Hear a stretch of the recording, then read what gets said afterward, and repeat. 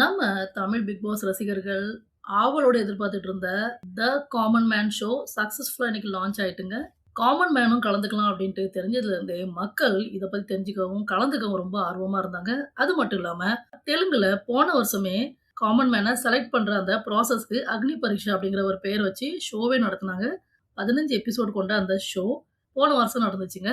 நம்ம தமிழ்ல அதே மாரி ஏதாவது பண்ண போறாங்களா அப்படின்ட்டு காத்துட்டு இருந்த ரசிகர்களுக்கு விடை கிடைச்ச மாதிரி த காமன் மேன் ஷோ வந்திருக்கு.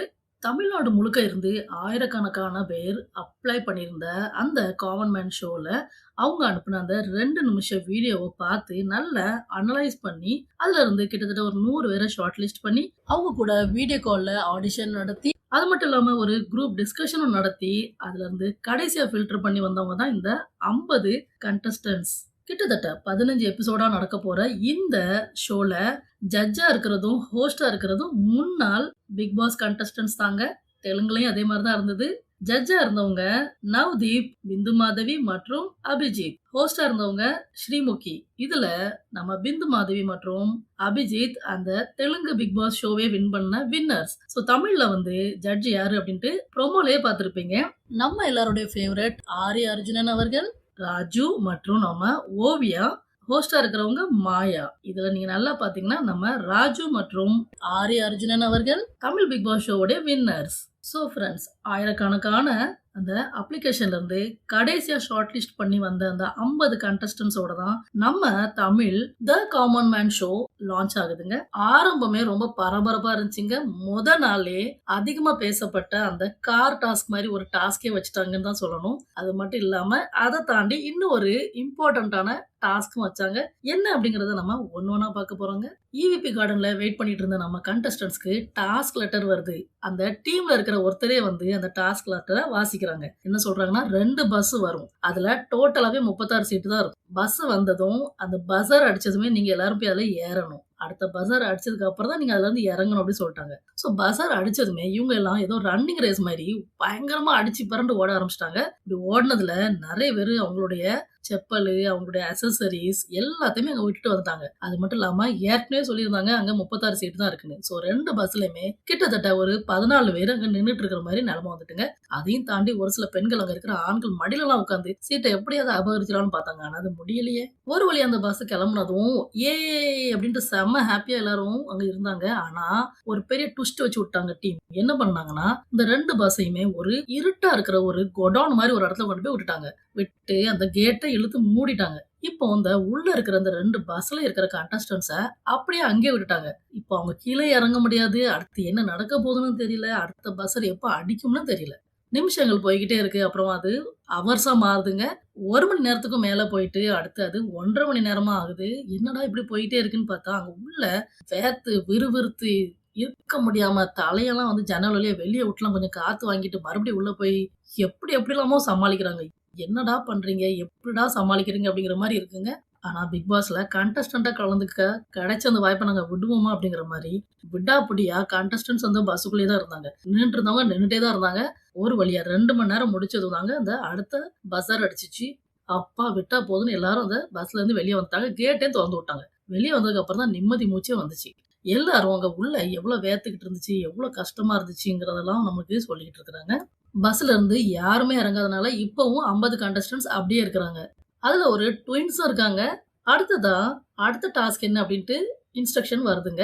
என்னன்னா எல்லாரும் பிளைண்ட் ஃபோல்ட் பண்ணி நிக்கணும். அங்க நெறைய சேர்ஸ வந்து சும்மா கன்னா பின்னான்னு போட்டு வச்சிருக்காங்க. எல்லா சேருக்கு அடியிலயும் ஒரு நம்பர் இருக்கு. இந்த 50 கண்டஸ்டன்ட்டும் பஸர் அடிச்சதுமே அந்த பிளைண்ட் ஃபோல்ட ரிமூவ் பண்ணிட்டு ஒவ்வொரு சேர போய் எடுத்து அதுல உட்காந்துக்கணும். அந்த சேருக்கு அடியில இருக்கிற நம்பர் தான் இனிமே அந்த ஷோ முடியுந்தாட்டி அவங்களுடைய அந்த டோக்கன் நம்பர் மாரி. ஸோ பஸர் அடிக்குது. அந்த பிளைண்ட் ஃபோல்டர் ரிமூவ் பண்ணிட்டு கிடைச்ச சேர்லலாம் போய் அடிச்சு பிடிச்சு உட்கார்றாங்க. ஒரு சில சேர்ல ஏற்கனவே உட்கார்ந்தவங்க மேலே போய் இன்னொருத்தவங்க உட்கார்றாங்க. ஒரு சீட்ல ஒரு மேல் கண்டஸ்டன்ட் உட்கார போறாரு. "நீ உட்கார்ந்துருவியா?" அப்படிங்கிற மாரி ஒரு கேர்ள் வந்து அந்த சேருக்கு மேல கால வச்சுட்டு அங்கேயே படுத்துடுறாங்க. "நீ எப்படி உட்காருன்னு பார்ப்போம்" அப்படின்ட்டு. ஆனா அதையும் தாண்டி அவர் எப்படியோ உட்கார்ந்துடுறாரு. ட்வின்ஸ்ல ஒரு பையன் கூட ஒரு பொண்ணுக்கு செம்ம சண்டை வந்துருது. நான் தான் உட்காருவேன், நான் தான் உட்காருவேன்ட்டு. ஆனா அவரு விட்டே குடுக்கலங்க கடைசி வரைக்கும். அவங்கள பிடிச்சு தள்ளி விட்டுட்டு வந்து போய் உட்காந்துட்டாரு. பொண்ணுன்னுலாம் பார்க்கல. இங்க இந்த கலவரம் நடந்துட்டு இருக்கும்போதே நமக்கு மாயாவ காட்டிர்றாங்க. அவங்க வந்து நம்ம தான் ஹோஸ்ட் பண்ண போறோம் அப்டின்லாம் சொல்லிர்றாங்க. அடுத்ததா அவங்க அந்த செட்டையும் போய் பார்க்குறாங்க. ட்ரெஸ் சேஞ்ச்லாம் பண்ணிட்டு அங்க செம்மையா அந்த பிரம்மாண்டமா இருக்கிற அந்த செட்டுக்கு போறாங்க. போயிட்டு அந்த செட்ட பார்த்ததும் பாட்டுலாம் பாடுறாங்க நம்ம மாயா. அடுத்ததா நம்ம நாகேஷ் சார் ஒரு மாரி எனர்ஜெட்டிக்கா திடீர்னு அங்க ஓடுவாரு, இங்க ஓடுவாரு. எது மேல போய் ஏறி உட்காந்துருவாரு தெரியுமா? அதே மாரி அதே எனர்ஜெட்டிக்கா நம்ம மாயாவும் கடகடன்னு அந்த படியெல்லாம் ஏறுறாங்க, இறங்குறாங்க. செம்ம ஆக்டிவா இருக்கிறாங்க. அடுத்ததா அவங்களுக்கு ஃபோன் வருது. இங்க ஒரு பெரிய கலவரம் நடந்துட்டு இருக்குன்னு. உடனே அவங்க ஸ்பாட்டுக்கு வராங்க. இந்த சேருக்கு சண்டை நடக்கு இல்லையா? அந்த ஸ்பாட்டுக்கு. வந்து என்ன பஞ்சாயத்து அப்படின்னு கேட்குறாங்க. அங்க 5 பேருக்கு சீட் இல்லன்னு சொல்றாங்க. அதுல ஒரு அக்கா இருக்காங்க. அவங்கட்ட என்ன ஆயிட்டு? எப்படி உங்க சீட் போச்சுன்னோனே, நான் சீட்ல உட்கார போனேன். ஆனா அவங்க வந்துட்டு இன்னொரு பொண்ணு வந்து அதுல அவங்க படுத்துட்டாங்க அதுல. நான் அப்ப அவங்க மேல உட்கார்ற மாரி ஆயிப்போச்சு. அப்புறம் நமக்கு மனசு கேட்கல அதான் விட்டுட்டேன் அப்படிங்கிற மாரி சொன்னதும், கண்ணே கலங்கிடுறாங்க. எல்லாருமே வந்து அவங்களுக்காண்டி ரொம்ப இரக்கப்படுறாங்க. மாயா என்ன பண்ணலாம் அப்படின்னு கேட்டோனே, எல்லாரும் அவங்கள திரும்ப எடுத்துக்கோங்க. திரும்ப அவங்களுக்கு சீட் குடுங்கலாம் சொல்லிட்டு இருக்காங்க. நம்ம மாயா என்ன பண்றாங்கன்னா, டைரக்ட் அந்த ட்வின்ஸ் இருந்தாங்களே அவங்கட்ட போயிட்டு, "நீங்க உங்க 2 பேத்துக்கு எதுக்கு 2 பேட்ச்? 1 குடுத்துருங்க" அப்படின்னு சொல்லிடுறாங்க. அவங்களுக்கு ஒரே ஷாக்கு. "என்ன இப்படி கேட்கறீங்க?" அப்படிலாம் சொல்றாங்க. ஆனா மாயா விடவே இல்லையே. அந்த பேட்ச வாங்கிடுறாங்க. வாங்கிட்டு அந்த 2 பேர் கூட சண்டை போட்டாங்க இல்லையா அந்த பொண்ணு. அவங்க வந்துட்டு, "ஆமா மேடம் இவங்க தான் வந்து என்ன உட்காரவே விடல. தள்ளி விட்டாங்க" அப்படி இப்படிலாம் சொல்றாங்க.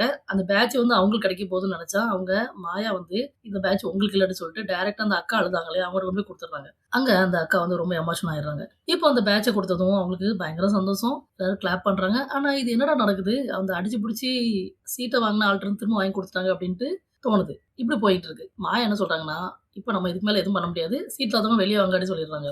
ஆனா, அங்க தாங்க வைக்காங்க ஒரு ட்விஸ்ட்டு. என்ன பண்ணலாம்? அவங்களுக்கெல்லாம் ஒண்ணும் பேட்ச் இல்லையே அப்டின்னு சொல்லிட்டு, இந்தாங்க இந்த பேட்ச வச்சுக்கோங்கன்ட்டு மாயா அவங்க எல்லாத்துக்குமே ஒரு ஒரு நம்பர் குடுத்துடுறாங்க. சும்மா சர்ப்ரைஸ் ஆன அவங்க ரொம்ப ஹேப்பியா வந்து இவங்களோட கலந்துக்கிறாங்க. மாயாவுக்கு அப்படி ஒரு தேங்க்ஸ் சொல்றாங்க. அடுத்ததா அந்த டியூட்டிய அங்க முடிச்சுட்டு மாயா டைரக்ட்டா அங்க மறுபடியும் செட்டுக்கு வராங்க. வந்துட்டு நம்ம கெஸ்ட் எல்லாம் ஒரு ஒருத்தரையா அறிமுகப்படுத்துறாங்க. ஃபர்ஸ்ட்டு வர்றது நம்ம ராஜு பாய். அவரு வந்து செம கலக்கலா அவருடைய அந்த ஸ்டைல்லயே வந்து சூப்பரா இன்ட்ரோடக்ஷன்லாம் குடுக்குறாரு. அப்புறமா அவருக்கு அடுத்ததா வர்றது நம்ம ஆரி. ஆரி அவர்களும் வந்துட்டு தன்னுடைய அந்த அபிப்பிராயத்தெல்லாம் சொல்லி முடிச்சுட்டு, டான்ஸ்லாம் ஆடுறாரு மாயா கூட. அப்புறமா போய் உட்கார்ந்துறாரு. 3ஆ வர நம்ம ஓவியா அவர்கள். ஒரு பெர்ஃபார்மன்ஸோடயே வர்றாங்க. அடுத்ததா அவங்களும் போய் அந்த ஜூரியோட பேனல ஜாயின் பண்ணிக்கிறாங்க. நம்ம மாயா நீங்க என்ன கிரைட்டீரியால இந்த கண்டஸ்டன்ட்ஸ செலக்ட் பண்ண போறீங்க? அப்டின்ட்டு கேட்கும்போது, ஓவியா வந்து ஒரே வார்த்த தான். நேர்மையா இருக்கணும், ஹானஸ்ட்டா இருக்கணும். மத்தவங்கள இம்ப்ரெஸ் பண்றேன்னு எதுவும் பண்ணக்கூடாது அப்டின்னு சொல்லிடுறாங்க. நம்ம ஆரி வந்து தைரியமா இருக்கணும். அது மாரி அவரும் அவருடைய பாயிண்ட்ட சொல்றாரு. ராஜு என்ன சொல்றாருன்னா, என்ன மாரியே ரொம்ப ஒரு நகைச்சுவை உணர்வு கொண்ட ஒரு ஆள, அதாவது இன்னொரு ராஜுவ நான் அந்த கூட்டத்துலருந்து தேடி அந்த சோலுக்கு உள்ளயே போய் தூக்கிட்டு வர போறேன் அப்டின்ட்டு சொல்லிடுறாரு. ஓகே. இப்ப நீங்க வந்து இவங்கள எப்படி செலக்ட் பண்ணுவீங்க? அப்டிங்கிற மாரி சொன்னதும், அவங்க என்ன செய்றாங்கன்னா, ஆளுக்கு ஒரு ஒரு கார்ட காட்டுறாங்க. ஓவியா ஒரு கிரீன் கார்டு காட்டுறாங்க. நல்லா பெர்ஃபார்ம் பண்ணவங்க செலக்டட்னா அந்த கிரீன் கார்டு. ராஜு வந்து எந்த கண்டஸ்டன்ட்லாம் நம்ம வெயிட்டிங்ல வைக்கிறோமோ, அவங்களுக்காக இந்த ஹோல்டு கார்டு அப்டின்ட்டு ஒரு எல்லோ கலர் கார்ட காட்டுறாரு. நம்ம ஆரி அவர்கள் யார் வந்து செலக்ட் ஆகலையோ அவங்களுக்காக எண்ட் ஆஃப் த ஜர்னின்னு ஒரு ரெட் கலர் கார்ட காட்டுறாரு. ஸோ இது எல்லாமே அறிமுகம் நடந்து முடிஞ்சதுக்கு அப்புறமா கண்டஸ்டன்ட்ட கூப்பிடுறாங்க. தாடீஸ்வரன் அப்படிங்கிற கண்டஸ்டன்ட் தான் வராரு. இவரு வந்ததும் ஏதோ பெர்ஃபார்ம் பண்ண ட்ரை பண்றாரு. ஆனா நம்ம ஜட்ஜஸ் என்ன பண்ணிடுறாங்கன்னா, கொஞ்சம் அவர இடம் மறிச்சு ஒரு சில கொஸ்டின்ஸ கேட்கறாங்க. எங்கருந்து வரீங்க? என்ன பண்றீங்க? எல்லாம் அப்டின்ட்டு. நான் வந்து கொரோனா டைம்குள்ள பேட்ச்சு. புக்கெல்லாம் பார்த்து தான் நாங்க எழுதுனோம். ஆனா அதனாலேயே வந்து மார்க் ரொம்ப குறைஞ்சு போச்சு. கடைசில கவர்ன்மென்ட் காலேஜ்ல, லா காலேஜ்ல படிக்க முடியலன்னு சொல்றாரு. ஸோ வேற வழியே இல்லாம சொந்தமாவே 4 மாடு வாங்கி அத வந்து அவரு பராமரிக்க ஆரம்பிச்சுட்டாருன்னு சொல்றாரு. அது மட்டும் இல்லாம சின்ன வயசுலயே வந்து அத்தை பொண்ண வேற கட்டி வச்சுட்டாங்கன்னு சொல்றாரு. இப்ப வந்து அவங்க வைஃப் பிரெக்னன்ட்டா இருக்கிறாங்களாம். ஏற்கனவே வேற ஒரு குழந்தை இருக்குதாம். இதோட நிப்பாட்டாம அவரு இந்த பிக் பாஸ் கண்டஸ்டன்ட்ஸ்க்குன்னே தேவையான ஒரு கிரைட்டீரியாவ எடுத்து விடுறாரு. என்ன சொல்றாருன்னா, எனக்கு யாரோட அண்டர்லயும் அடிமையா வேலை பார்க்கறது பிடிக்காது. அதனால எனக்கு சொந்தமா நானே வந்து மாடு வாங்கி, அத பராமரிச்சு நம்ம நல்லா பிசினஸ் பண்ணி நல்லா இருக்கேன்னு சொல்றாரு. ஸோ இத கேட்ட நம்ம ஆரி அவர்கள், "அப்படின்னா ஒருத்தருக்கு அண்டர்ல வொர்க் பண்றதெல்லாம் அடிமைத்தனமா? அப்போ இங்க இந்த பிக் பாஸ்ல நாங்க வொர்க் பண்றோமே அதுவும் அப்படித்தானான்னு?" கேட்ட உடனே ஒரு நிமிஷம் அவரு ஷாக் ஆயிடுறாரு. என்ன சொல்றாருன்னா, அடிமைன்னு சொல்ல வரல. ஒருத்தருடைய கொஸ்டின்க்கு நம்ம ஆன்ஸர் பண்ணிட்டு இருக்கணும் இல்லையா? அவங்களுக்கு வந்து பதில் சொல்ற இடத்துல நம்ம இருப்போம். அப்படின்ட்டு சொல்றாரு. அப்போ ராஜீவ் மற்றும் ஓவியா எல்லாரும் மாத்தி மாத்தி கொஸ்டின் கேட்கறாங்க. அப்போ ஒரு கொஸ்டின் என்ன கேட்கறாங்கன்னா, "அப்போ உங்களோட மாடு மட்டும் உங்க பேச்ச கேட்கலாமா? உங்களுக்கு அடிமையா இருக்கலாமான்னு?" கேட்கறாங்க. அப்புறமா அது அடிமைத்தனம் இல்ல, அந்த மாரி ஒரு எக்ஸ்ப்ளனேஷன் குடுத்துட்டே இருக்கிறாரு. ஸோ இவருடைய இந்த வாதாடுற திறமை இதெல்லாம் மட்டும் காட்டாம, அடுத்து இவருக்கு இன்னொரு ஸ்பெஷல் திறமை இருக்காம். ஓவியா சொல்றாங்க, "உங்களுக்கு ஒரு ஸ்பெஷல் திறமை இருக்காமே?"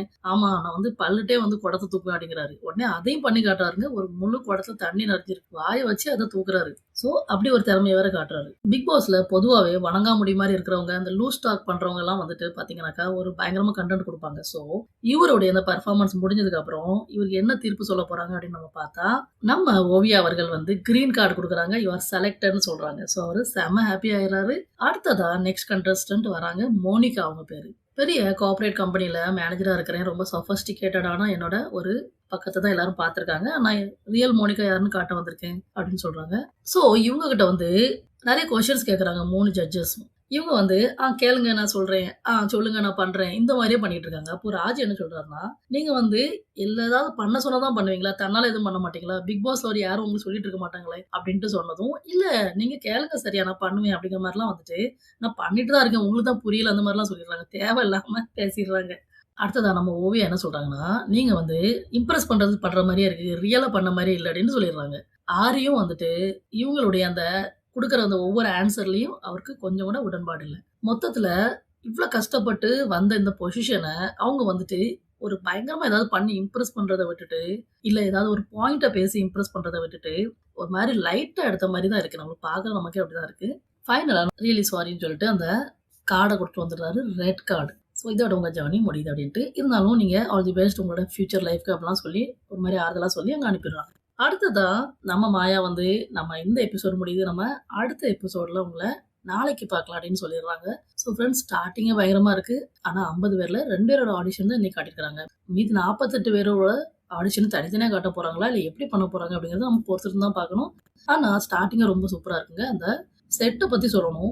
ஜட்ஜஸே சொல்றாங்க. என்னன்னாக்கா, நம்ம சிவாஜி படத்துல சஹானா பாட்டுல வரும் இல்லையா? அந்த மாரி ஒரு செம பிரம்மாண்டமான செட்டுங்க. அதுல இன்னும் என்னென்ன டாஸ்க்லாம் நடக்க போகுது அப்படிங்கிறத எதிர்பார்த்து காத்திருக்கிறோம். நம்ம சேனல சப்ஸ்கிரைப் பண்ணி அந்த பெல் ஐகானையும் பிரஸ் பண்ணி வைங்க. அப்பதான் நம்ம போடுற அடுத்தடுத்த எபிசோட்ஸ் உடைய வீடியோட நோட்டிஃபிகேஷன் உங்களுக்கு வந்துரும். மேலும் இந்த வீடியோ பிடிச்சிருந்தா லைக் பண்ணுங்க, ஃப்ரெண்ட்ஸ்க்கு ஷேர் பண்ணுங்க, மேலும் கமெண்ட்டும் பண்ணுங்க. தொடர்ந்து உங்களுடைய ஆதரவு, சப்போர்ட்டை குடுத்துட்டே இருங்க அப்படின்னு சொல்லிட்டு, இன்னொரு வீடியோல உங்க எல்லாரையும் பார்க்கலாம் அப்படின்னு சொல்லிட்டு நாங்க விடைபெறுறோம். நன்றி, வணக்கம். பாய்.